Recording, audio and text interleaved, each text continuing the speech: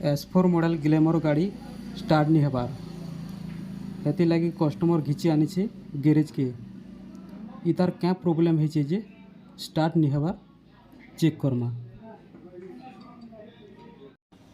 पहला प्लग के खुली चेक करमा करेंट आसूचे कि नहीं।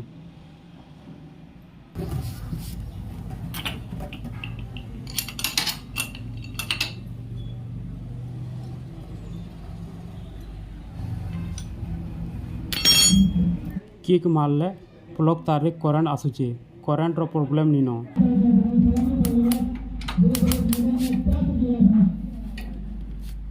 प्लग कैप के लगे प्लग के चेक करमा प्लग भल अच्छे शॉर्ट नहीं न।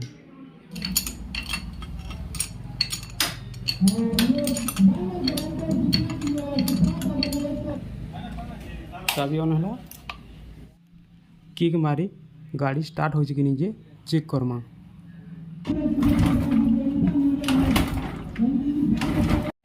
स्टार्ट नहीं हबार गाड़ी रो कंप्रेसर नहीं न किक मारले गली जाऊे किक टाइट लागबार कथा हेती लगी गाड़ी स्टार्ट नहीं हबार।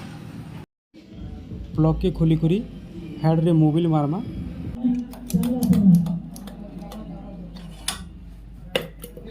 हेड रे कपड़ा चुटी किक मारब भाल अप डाउन है ऑटोमेटिक गाड़ी रो कंप्रेसर बढ़ी जावा।